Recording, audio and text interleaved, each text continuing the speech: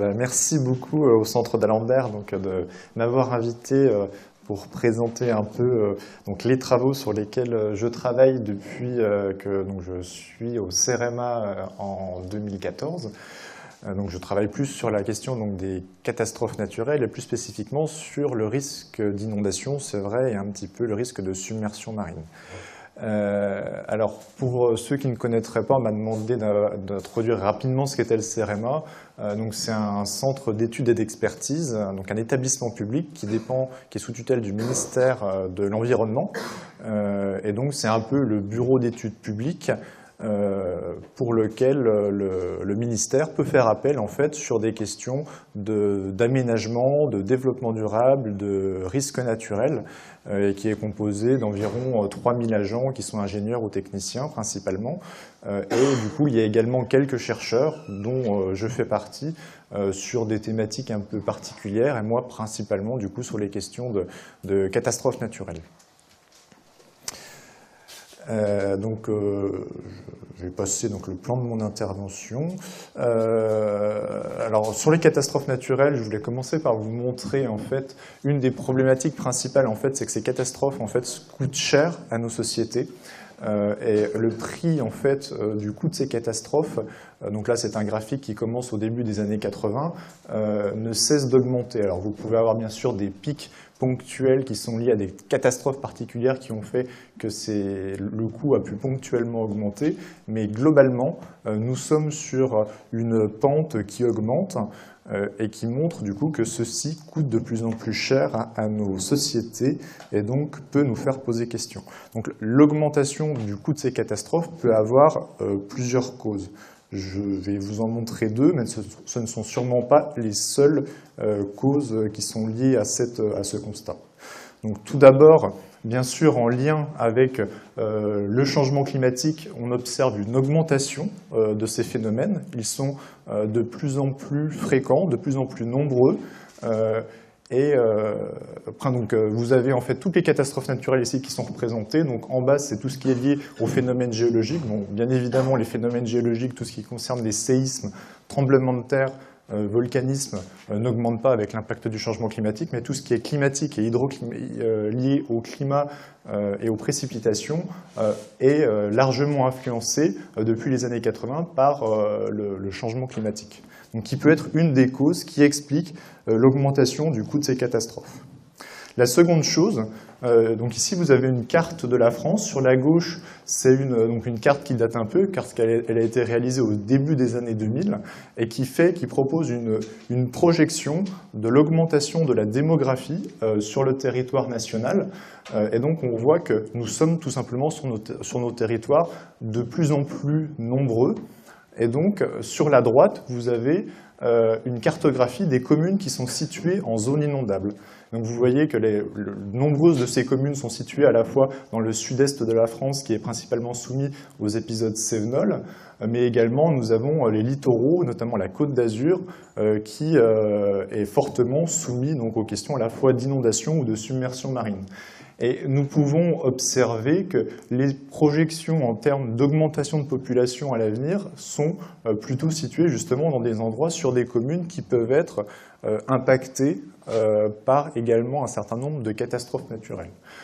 Plus largement, si on dézoomait, je n'ai pas de carte à vous montrer, mais à l'échelle mondiale, nous pouvons voir qu'un certain nombre de mégalopoles, de grandes villes internationales, sont situées sur des littoraux, et nous savons que la plupart, les mouvements de population auxquels on peut s'attendre à l'avenir, les villes vont augmenter, vont se densifier, et donc nous allons avoir sûrement une certaine part de la population mondiale qui va se retrouver habitée dans des zones qui risquent d'être soumises à la fois à des questions de submersion marine, d'augmentation du niveau marin, et donc à des problématiques futures de risques naturels.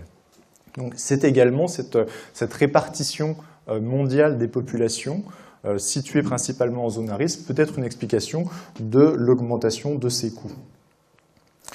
Alors moi, de mon côté, je travaille principalement sur la phase qui suit les catastrophes naturelles qu'on appelle la reconstruction.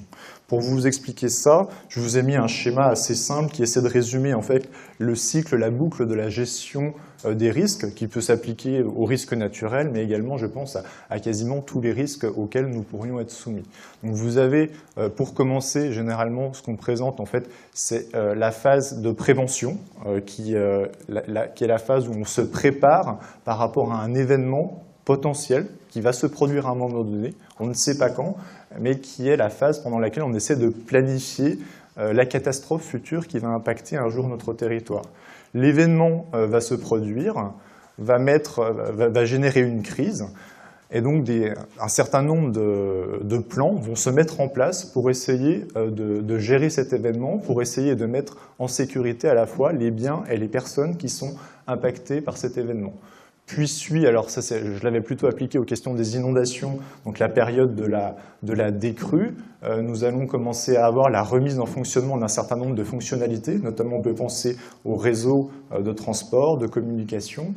Puis suite à ça vient un peu la période de constat des dommages majeurs qui ont impacté le territoire, et du coup, quelques mois, voire quelques années après, se met en place la reconstruction des territoires, pendant laquelle nous devrions essayer d'apprendre de nos erreurs pour essayer de reconstruire des territoires qui sont plus adaptés par rapport à l'événement qui nous a touchés précédemment, et essayer de mieux reconstruire par rapport, pour essayer d'avoir un territoire un peu plus résilient.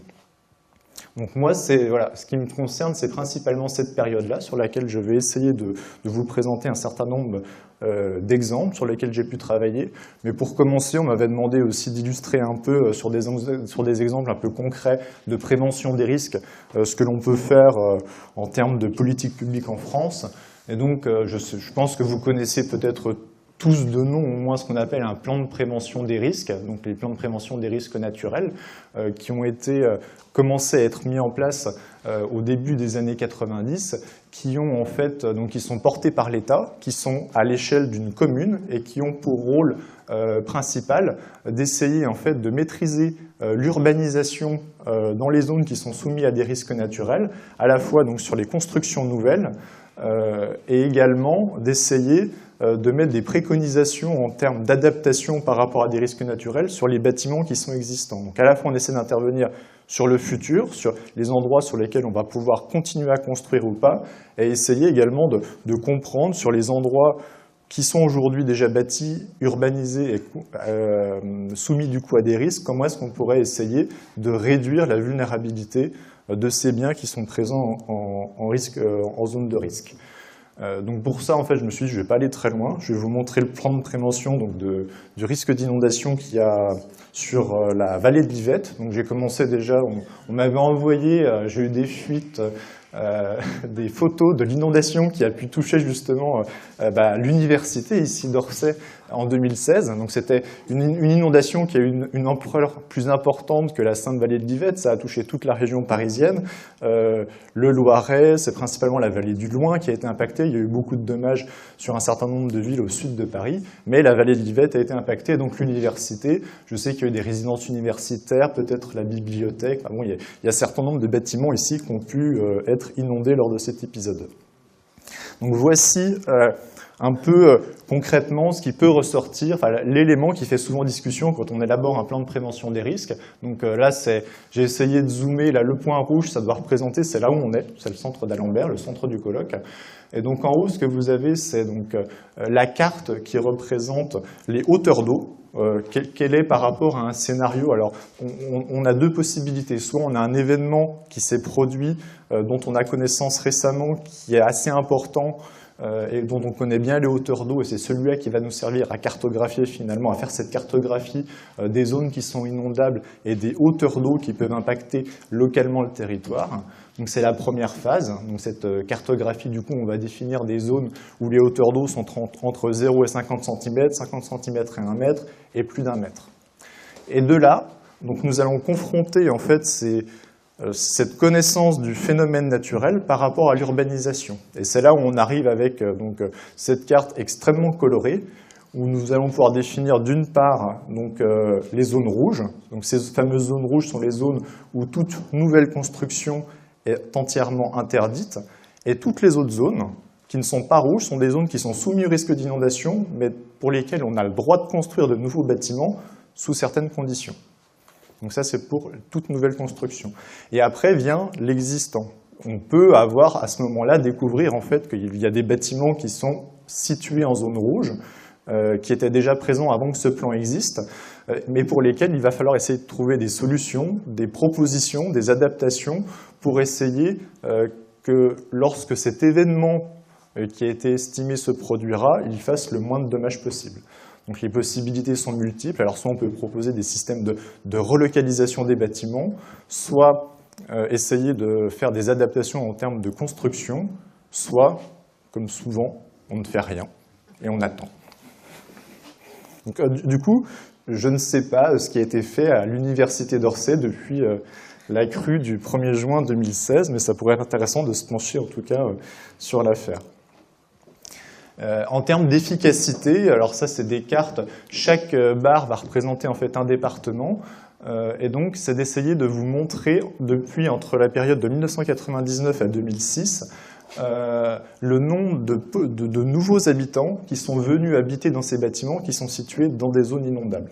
Donc en fait, c'est-à-dire que les plans de prévention des risques ont commencé à être mis en place à partir de 1995. Donc là, on est dans une période, 1999, à partir de laquelle on avait commencé déjà à mettre en place un certain nombre de plans de prévention des risques. Et vous pouvez voir que malgré la mise en place de ces plans de prévention des risques, les gens continuent et ont continué à aller habiter dans des zones inondables. Donc comme je vous ai montré précédemment, je reviens, ça prend en compte toutes les zones. C'est-à-dire qu'on n'a pas le droit de construire dans le rouge, mais dans toutes les autres zones, on a le droit de construire sous condition de respecter la réglementation. Donc ça veut dire qu'il y a des gens là qui ont quand même pu aller habiter dans des zones dans lesquelles ils étaient autorisés. On ne sait pas s'ils ont respecté la réglementation, mais en tout cas, ils avaient potentiellement le droit d'aller construire quand même dans ces zones à risque. Mais ça montre qu'on a continué à aller habiter dans ces zones à risque et que les plans de prévention des risques essaient de freiner un peu cette frénésie, mais que malgré tout, ils ne sont pas forcément suffisants pour essayer de réglementer cette urbanisation. Après, ce qu'on peut se dire aussi, c'est que s'ils n'avaient pas été mis en place, le résultat aujourd'hui serait sûrement bien pire que ce qu'il n'est observé sur ce graphique. Mais en tout cas, ce n'est pas, je pense, l'unique réponse à apporter cette réglementation qui a été mise en place. Je voulais également vous donner des exemples de ce qu'on peut faire, parce que beaucoup de villes aujourd'hui sont construites dans des zones à risque. On ne va pas délocaliser ces villes qui sont à la fois sur le linéaire de grands fleuves, sur des littoraux, et l'avenir de ces villes est de rester sûrement là où elles sont. Il semble assez utopique de se dire qu'on va tout casser, on va aller trouver un autre endroit pour reconstruire ces villes dans des endroits qui ne sont pas soumis à des risques naturels. Donc en fait, il y a des stratégies qui existent pour essayer d'habiter ces zones à risque. Donc j'ai voulu vous en montrer. Alors on essaie de simplifier en fait ces stratégies. Ce n'est qu'un concept. Je pense qu'il y a beaucoup de choses qui pourraient être discutées dedans. Mais en gros, on a 4 possibilités qui sont représentées ici. C'est à la fois le retrait, la sanctuarisation, l'adaptation et la résistance. Donc pour l'illustrer, en termes de retrait, j'ai pris l'exemple. Alors là, on est sur la ville de Blois, qui est située au bord de la Loire. Et en fait, dans les milieux des années 90, la ville de Blois s'est rendue compte qu'elle avait en fait un déversoir, donc le déversoir qui a pour rôle, quand la Loire rentre en crue, de déverser le surplus d'eau dans un bras secondaire pour essayer de faire baisser la ligne d'eau pour protéger le centre-ville de Blois d'inondations potentielles.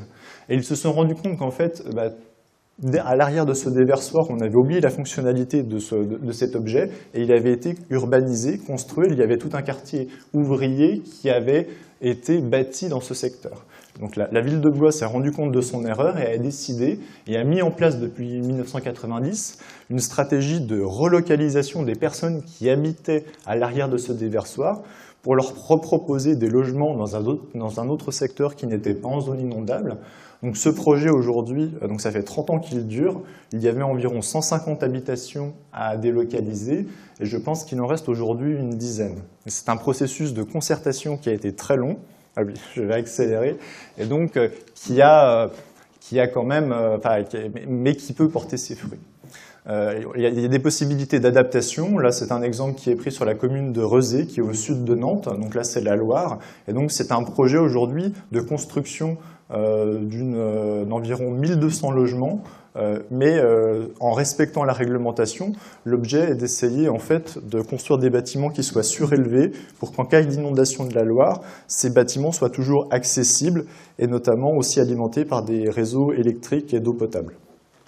Vous avez la sanctuarisation, c'est-à-dire un lieu qui n'est pas construit aujourd'hui, qui ne possède pas qui n'est pas urbanisé, où il n'y a pas d'habitation, et en fait où la ville décide de le laisser tel quel à son état naturel. Ça a été notamment le cas de la ville de Mont-de-Marsan, où sur une rivière qui a tendance à monter rapidement en crue, ils ont décidé de faire un parc urbain, une zone de promenade, où en cas de montée des eaux, il est censé avoir peu de dommages, et l'accès est tout simplement fermé pendant la période de crue. Et enfin, aussi la stratégie qu'on connaît beaucoup, qu'on pratique beaucoup en France, c'est la question de la résistance, de la protection, et donc de la construction, notamment par rapport au phénomène d'inondation de digues. Et là, c'est un exemple que je donne sur la ville de La Rochelle, qui prévoit par rapport aux questions du changement climatique et de la montée des eaux, de mettre en place pour protéger le centre-ville d'un certain nombre de digues, mais qui sont des digues amovibles, c'est-à-dire qui seraient élevées et construites uniquement en cas de période de tempête. Et là, c'était le dernier exemple, c'est suite justement à l'événement de Fukushima, et donc le tsunami qui a impacté cette région. Le Japon a décidé de construire un mur de plusieurs centaines de kilomètres pour essayer de protéger justement ces littoraux par rapport aux problématiques de tsunami. Mais on peut voir également l'impact paysager que cela peut avoir en fait sur ces littoraux et le rapport, je pense, de l'homme par rapport à ces littoraux, par rapport à la mer, qui risque de changer grandement à l'avenir. Et donc, cette stratégie de la protection qui est une possibilité, mais qui a également des conséquences qui peuvent être assez importantes en termes paysagères et en termes de tout ce qui est la culture du risque et d'oublier finalement que ce mur également peut être vulnérable. Donc je vais passer un peu plus rapidement pour vous montrer quand même quelques exemples sur la question de la reconstruction post-catastrophe. Alors j'avais prévu d'en présenter 4, mais j'aurais pas le temps d'en présenter 4. Alors j'ai la possibilité soit d'aller au Québec, je pense que je vais vous faire un cas français déjà. On va partir sur le Québec, c'est quand même intéressant. Donc le Québec, c'était en 1996, c'est sur la province du Saguenay. Donc c'est une province, on est à 1000 km au nord de la ville de Québec. En fait, ce qui s'est passé, c'est qu'il y a eu des précipitations monumentales qui ont fait qu'une rivière en fait est montée en crue très rapidement, et il y avait un certain nombre de barrages, d'ouvrages de protection qui étaient présents, et en fait l'eau a tout simplement est montée tellement qu'elle est passée par-dessus les barrages, et que comme vous pouvez voir par exemple par ici, l'ouvrage de protection en fait a juste été contourné, et des rivières secondaires ont été creusées et se sont formées à côté de ces barrages et de ces ouvrages de protection. Donc c'est un événement qui a été majeur pour le Québec. Il a fait plus d'1 milliard de dollars de dommages. Il y a 50 communes qui ont été impactées. Le nombre de décès a été miraculeusement très faible, uniquement 2, mais c'est quelque chose dont on parle encore beaucoup au Québec et qui a beaucoup marqué les esprits. Alors, en termes de villes impactées, il n'y en a pas eu tant que ça, il y en a eu 2. C'est des villes qui font environ 20 000, 30 000 habitants.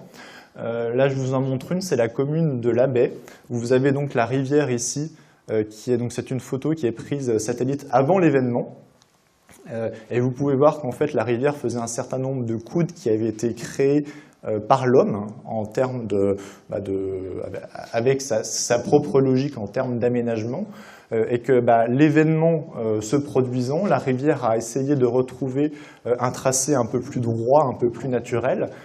Et ce que vous pouvez voir donc en rouge, là, c'est le tracé de toute la zone qui a été inondée durant l'événement. Et également, ce que vous pouvez voir, c'est ici, à l'époque où vous aviez un quartier qui était bâti, l'événement a fait qu'un certain nombre de maisons ont été littéralement rasées donc ont entièrement disparu. Donc la ville a décidé suite à ça, en fait, tout simplement de ne jamais reconstruire et de ne pas reconstruire toutes les maisons qui avaient été complètement détruites. Donc ça a été relativement complexe, il a fallu beaucoup discuter avec la population, mais il y a eu un bureau à l'échelle nationale du Canada qui a été dépêché sur place d'une dizaine de personnes qui étaient là pour accompagner les municipalités qui étaient impactées et qui ont eu la capacité de prendre des décisions extrêmement rapidement pour annoncer aux populations s'ils allaient avoir leur maison qui allait être abandonnée, rasée, ou s'ils allaient pouvoir continuer à habiter à l'avenir dans leur maison et qu'ils allaient pouvoir potentiellement reconstruire. Donc ces décisions ont été prises très vite, et donc ce que nous avons pu voir en termes de travaux, c'est déjà la non-reconstruction d'un certain nombre de maisons, également donc, en termes de tracé de la rivière, une modification majeure du tracé et de la direction du lit de la rivière, et également des adaptations en termes de tout ce qui est rue, le maillage viaire, et donc en termes d'urbanisation, le centre-ville a été entièrement remodelé. Mais ceci s'est fait en forte concertation avec la population. En parallèle, une deuxième commune a été impactée. Donc c'est la commune de Chicoutimi, qui a une vingtaine de kilomètres et qui, elle, de son côté, a eu le même bureau national est venu essayer de concerter avec la population pour réfléchir à une reconstruction de cette ville. Mais la discussion avec la population a été beaucoup plus difficile. Et donc là, vous voyez juste, c'est une photo pendant l'événement, avec donc une surverse, l'eau qui passe à travers la ville dans tous les sens. Et donc là, c'est une photo qui est prise aujourd'hui, où vous voyez que les quelques bâtiments qui ont été détruits n'ont pas été reconstruits. Et en fait, ce qui a été décidé par la ville, il y a un certain nombre de bâtiments en fait, qui sont aujourd'hui présents et qui sont en zone à risque, qui ont été reconstruits, qui ont été remis en état, qui n'ont pas été détruits. La seule chose qui a été faite, en fait, cette espèce de parc ici, qui s'appelle le parc de la Petite Maison Blanche, où il a été décidé de laisser en fait la roche à nu. Donc ça, cette roche, en fait, elle était recouverte de terre avant, mais elle a été arrachée en fait par la violence des écoulements. Et donc c'est un parc commémoratif qui a été mis en place en souvenir de l'événement. Donc on a été en fait sur cette commune sur des difficultés beaucoup plus importantes pour essayer de dialoguer, communiquer en fait avec la population. Et on voit qu'en termes de réaménagement urbain du centre-ville, on a eu du mal à mettre en place un projet qui soit relativement différent de ce qui était présent auparavant. Et on est finalement arrivé donc à la mise en place quand même d'un parc de la commémoration, mais un certain nombre de bâtiments qui étaient en zone à risque au préalable le sont restés et le sont toujours aujourd'hui, et finalement peu de choses ont changé. Je vais vous présenter peut-être en deuxième exemple. Là, oui, on va aller dans le Gard cette fois. Donc c'est en 2002. Donc on a eu un épisode Sevenol qui a fait que quasiment l'intégralité du département en fait a été inondée. Donc c'est plus de 350 communes qui ont été touchées. Donc on a fait un peu une étude à l'échelle du département, mais également on est allé regarder plus finement sur certains villages quelle reconstruction 10 ans, 20 ans après avait pu se mettre en place suite à ces événements majeurs. Donc là, on est notamment allé sur une commune qui s'appelle Sommières, et donc qui avait été une des communes les plus impactées à l'époque par cet événement. Donc on a pu voir qu'une première chose, on a un certain nombre de relocalisations qui ont pu être mises en place, qui sont alors avant tout des bâtiments publics, donc une école et un commissariat, et également le choix de relocaliser en zone hors risque un supermarché. Donc là, vous pouvez voir normalement avec les couleurs suivre le 1, le 1, c'est la position précédente du bâtiment qui a été remis en position 2. Et donc, il y a eu dans ces démarches en fait, de fortes difficultés pour essayer de mobiliser du foncier et essayer de retrouver des endroits où reconstruire ces futurs bâtiments. Donc en fait, ces négociations ont pris de nombreuses années. Et aujourd'hui, notamment en ce qui concerne le commissariat, le projet n'est toujours pas terminé. et la reconstruction est encore en cours, en tout cas, des suites de cet événement. Les personnes, si on les interroge aujourd'hui sur cette question du commissariat, ils ont complètement oublié que c'était en lien avec ces inondations de 2002, mais ceci nous montre en fait que les processus de reconstruction qui se mettent en place suite à des catastrophes naturelles peuvent durer très longtemps. Et on parle souvent de plusieurs mois, plusieurs années, mais là c'est vrai qu'on va arriver à quasiment 20 ans après l'événement et on est toujours sur cette commune sur des suites de cet événement. Un autre constat intéressant qui a été fait sur cette commune, c'est en fait une espèce d'opportunité qui a été saisie lors de cet événement pour essayer d'améliorer de réduire la vulnérabilité d'un quartier par rapport au risque d'inondation. C'était en fait une opération de résorption de l'habitat insalubre qui était prévue, mais avant l'événement. Et en fait, du fait que des gros travaux étaient prévus sur ce quartier, mais qui n'avaient pas vocation à réduire, à adapter ce quartier par rapport au risque d'inondation, ils ont également profité de cette opportunité pour mettre à l'ordre du jour de nouveaux travaux. Et donc depuis, en fait, cette opération a vu le jour, donc a traité notamment la question de l'habitat insalubre, mais également a décidé de traiter la question du risque d'inondation. Et donc sur ce quartier plus particulièrement, il a été décidé de rendre non habitable tous les rez-de-chaussée, en prévision de futurs événements qui pourraient se produire sur la commune. Donc on peut voir, très bien, je vais passer à la conclusion. Donc j'avais aussi la commune de Quimperlé, mais on n'aura pas le temps.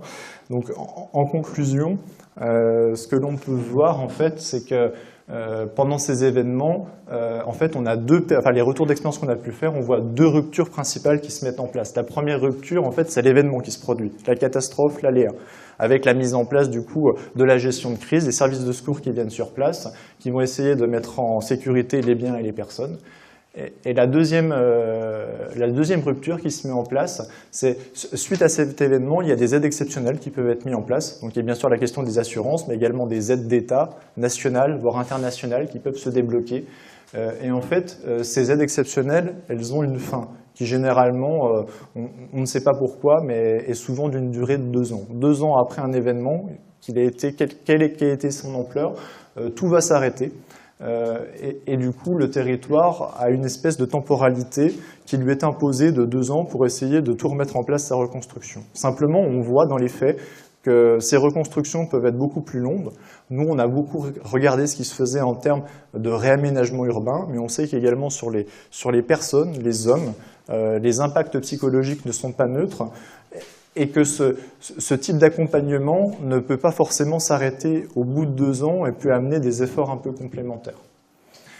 Et donc, ce qu'on voit aujourd'hui, c'est qu'on a une première boucle qui se met en place suite à un événement qui est l'objectif en fait est de gérer l'événement et donc d'essayer, l'objectif affiché en fait un peu par l'État d'arriver à un retour à la normale le plus rapidement possible, mais en fait au détriment d'essayer de prendre du recul et d'essayer de réfléchir à un projet de reconstruction qui soit différent et qui essaie de mieux intégrer justement la catastrophe qui s'est produite et de reconstruire en tenant compte de l'événement et des futures catastrophes qui viendront à nouveau inévitablement toucher ce territoire.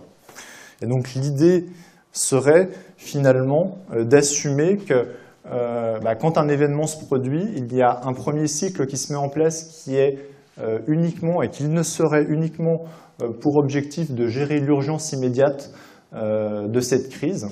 Et qu'une fois que l'on passe, cette crise a été gérée, que les services de secours se sont retirés du territoire, de prendre le temps nécessaire pour réfléchir en fait au projet de reconstruction que l'on veut donner à son territoire, en essayant d'intégrer justement des actions de réduction de la vulnérabilité et d'essayer de proposer un réaménagement qui tienne compte des conséquences de l'événement qui s'est produit. Je pense que je vais m'arrêter là, sinon on risque de prendre encore plus de retard. Je vous remercie de votre attention.